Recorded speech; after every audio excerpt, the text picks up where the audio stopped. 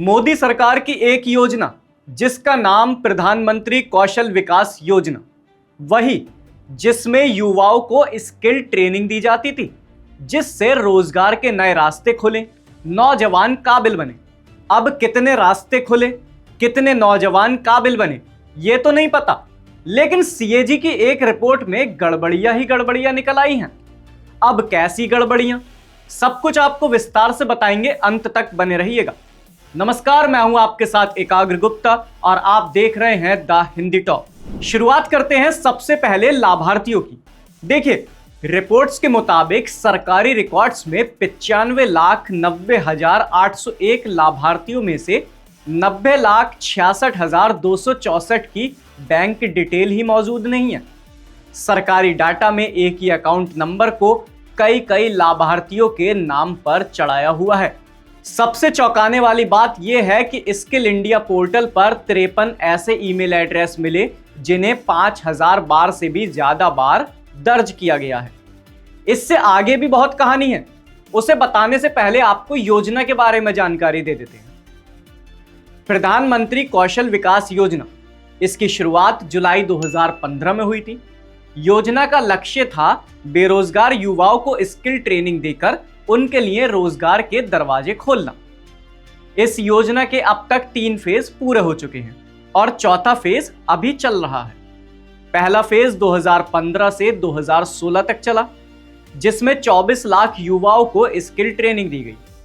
दूसरा फेज अक्टूबर 2016 से 2020 तक चला। इसमें कुल 1.10 करोड़ युवाओं को स्किल ट्रेनिंग दी गई और ट्रेनिंग देने के लिए 12,000 करोड़ खर्च कर दिए गए। इस योजना का तीसरा फेज जनवरी 2021 से मार्च 2022 तक चला। इसमें 8 लाख युवाओं की ट्रेनिंग पर 948.90 करोड़ खर्च किए गए। सीएजी ने इस योजना की परफॉर्मेंस ऑडिट में केंद्रीय कौशल विकास मंत्रालय और इस योजना से जुड़ी 3 सेंट्रल एजेंसियों का ऑडिट किया। अब ये कौन सी 3 एजेंसियां हैं? पहले, national skill development corporation, national council for vocational education and training, national skill development fund. इसके अलावा सीएजी ने 8 राज्यों में इस योजना को लागू किए जाने के तरीके और फाइनेंशियल मैनेजमेंट की भी जांच की है। और ये 8 राज्य हैं: असम, बिहार, राजस्थान, झारखंड, केरला, महाराष्ट्र, उत्तर प्रदेश और उड़ीसा।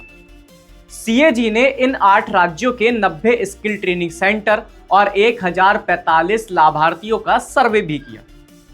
सीएजी ने अपनी ऑडिट में पाया कि पीएम कौशल विकास योजना के तहत 724 जॉब रोल्स में ट्रेनिंग देने की बात कही गई।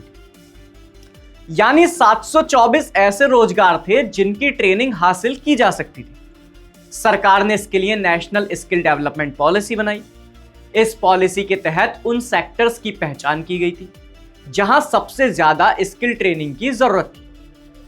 ये सेक्टर्स थे construction, logistics, tourism, furniture, fitting. लेकिन इसके उलट उन सेक्टर्स में ज्यादा ट्रेनिंग दी गई जहां पहले से स्किल्ड कामगार मौजूद थे, जैसे इलेक्ट्रॉनिक्स, परिधान, retail and beauty and wellness. जिन सेक्टर्स में स्किल्ड कामगारों की जरूरत थी वहां ट्रेनिंग पहुंची ही नहीं, जबकि दूसरी तरफ ऐसे सेक्टर में स्किल्ड कामगारों की तादाद बढ़ गई जहां जरूरत थी ही नहीं।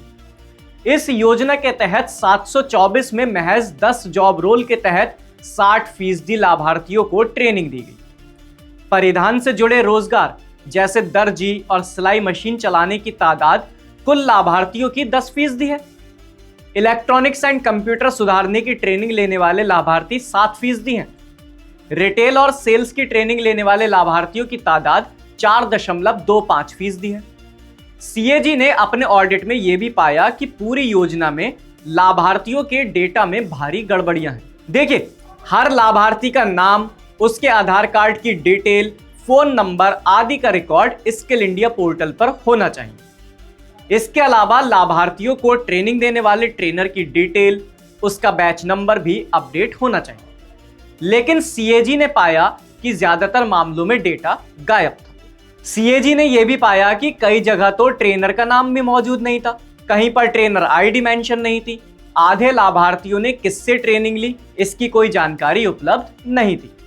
देखा जाए तो सवाल यही है, 93 लाख से ज्यादा लाभार्थियों की स्किल ट्रेनिंग का आकलन किसने किया?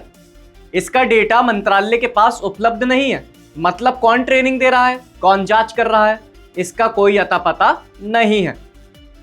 प्रधानमंत्री कौशल विकास योजना के तहत लाभार्थियों को ट्रेनिंग के दौरान 1500 रुपए प्रति माह का वजीफा मिलता है और परीक्षा पास करने पर 500 रुपए की प्रोत्साहन राशि भी दी जाती है। यह डायरेक्ट बेनिफिट ट्रांसफर के तहत सीधा लाभार्थी के खाते में भेजी जाती है। लेकिन सीएजी ने अपने ऑडिट में पाया कि प्रधानमंत्री कौशल विकास योजना के फेज 2 और 3 में भाग लेने वाले 95,90,801 लाभार्थियों में से 90,66,264 की बैंक डिटेल ही मंत्रालय के पास मौजूद नहीं है। जिन 5,24,537 लाभार्थियों की बैंक डिटेल मौजूद है उसमें काफी गड़बड़ियां हैं। एक ही अकाउंट नंबर को कई लाभार्थियों के नाम पर दर्ज किया गया है।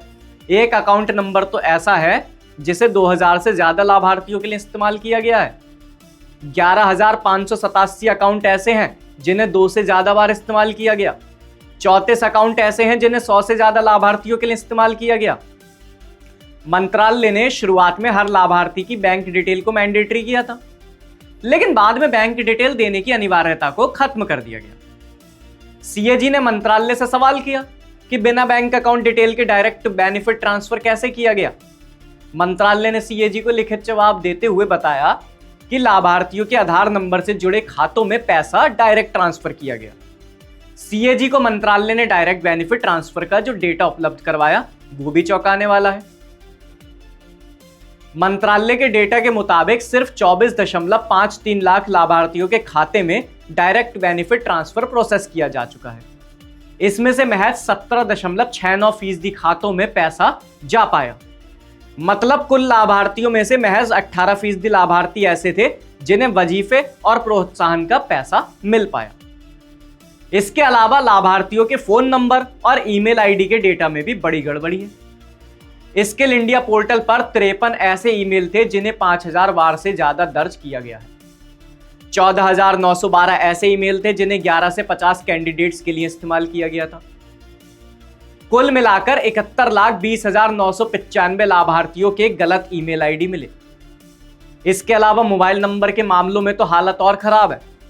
सीएजी को अपनी ऑडिट में एक ऐसा मोबाइल नंबर मिला जिसे 6,759 लाभार्थियों के लिए इस्तेमाल किया गया। कुल मिलाकर 10,56,475 ऐसे लाभार्थी हैं जिनका गलत मोबाइल नंबर दर्ज किया गया था। यानी साफ है कि मंत्रालय के पास ना तो ट्रेनर की सही डिटेल है, ना आकलनकर्ता की और ना ही कैंडिडेट की। यहां सवाल यह है कि स्किल ट्रेनिंग के नाम पर यह गोरख धंधा फिर कौन चला रहा था? तो आपको इसका भी जवाब दे देते हैं, और जवाब है ट्रेनिंग सेंटर के मालिक। सीएजी ने अपनी ऑडिट में यह भी पाया है कि राज्यों को दिए जाने वाले फंड में भी देरी हुई। ऑडिट के मुताबिक केंद्र का 222 करोड़ का फंड समय पर रिलीज नहीं हुआ। इसके अलावा 24 करोड़ से ज्यादा पैसा प्रशासनिक कार्यों में खर्च किया गया है। पीएम कौशल विकास योजना ऐसी योजना थी जिसके जरिए देश में एक स्किल्ड वर्कफोर्स पैदा की जानी थी। जिस समय यह योजना लॉन्च हुई उस समय राजीव प्रताप रूडी इस महकमे के मंत्री थे। सितंबर 2017 में धर्मेंद्र प्रधान को कौशल विकास और उद्यमशीलता मंत्रालय का मंत्री बनाया गया।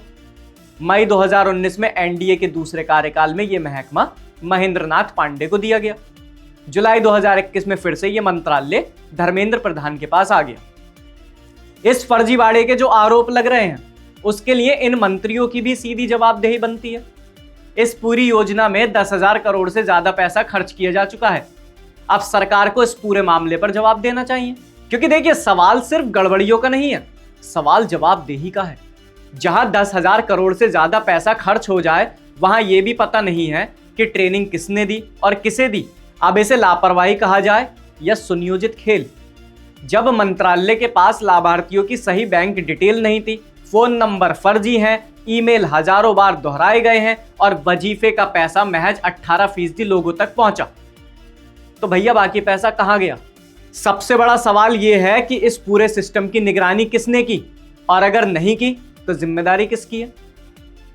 जिन मंत्रियों के कार्यकाल में यह योजना चली, जिन अफसरों ने फाइलों पर दस्तखत किए और जिन एजेंसियों को लागू करने की जिम्मेदारी दी गई, क्या उनसे जवाब तलब होगा या हर बार की तरह सीएजी की रिपोर्ट आई, शोर मचा और मामला ठंडे बस्ते में चला गया?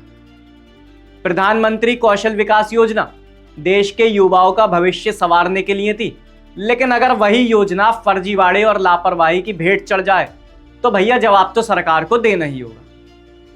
आपकी इस खबर पर क्या राय है, हमें कमेंट सेक्शन में जरूर बताएं और आप हमारे चैनल द हिंदी टॉप को सब्सक्राइब करें। इसके साथ ही आप हमें social media platforms x, Facebook और इंस्टाग्राम पर भी फॉलो कर सकते हैं।